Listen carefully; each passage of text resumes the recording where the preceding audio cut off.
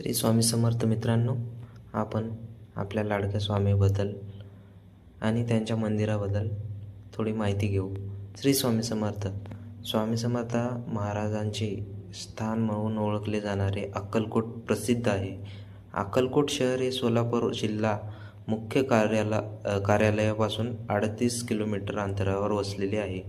श्री स्वामी समर्थ महाराजांच्या श्री दत्तात्रेय अवतार मानले जातात. श्री स्वामी समर्थ महाराजाची समाधी भक्तांकडून पूजली जाते.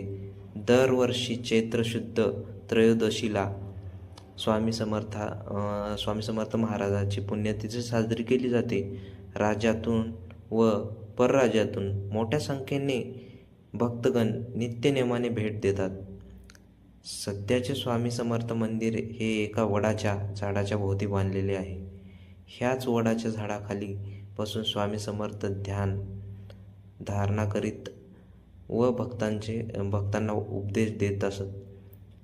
मंदिराच्या परिसरात मुख्य मंदिर, सभा मंडप व भक्तांसाठी राहण्याची व्यवस्था आहे.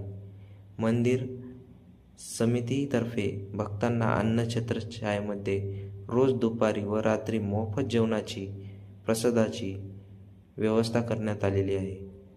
श्री स्वामी समर्थ महाराज हे शके 1769 याच्या सुरुवातीला अक्कलकोट येथे आले. श्री दत्तात्रेयांचे कोणी म्हणतात तिसरे रूप, कोणी म्हणतात चौथे रूप, मी सांगतो तिसरे रूप अवतार मानले गेलेले श्री स्वामी समर्थ महाराजांचा एकूण कार्यकाळ 40 वर्षाचा आहे. त्यापैकी 21 ते 22 वर्ष त्यांचे वास्तव्य अक्कलकोट येथे होते.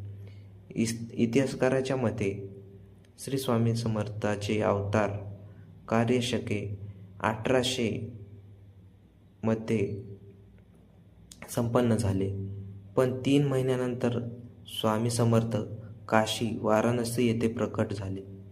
श्री स्वामी समर्थ महाराज यांची समाधी, पवित्र समाधी त्यांच्या शिष्य चोळप्पा यांच्या घरात आहे. हे ठिकाण समाधी मठ असे म्हणून ओळखले जाते. भक्तांना संकट प्रसंगी धीर व मानसिक बळ देणारे भिवू नकोस, मी तुझ्या पाठीशी आहे, हे घोषवाक्य श्री स्वामी समर्थ महाराजांचेच होते. श्री स्वामी समर्थ. जय जय स्वामी.